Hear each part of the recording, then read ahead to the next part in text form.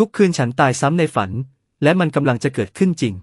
2 สัปดาห์ที่ผ่านมาฉันฝันเห็นตัวเองขับรถชนตรงทางโค้งเดิมทุกคืน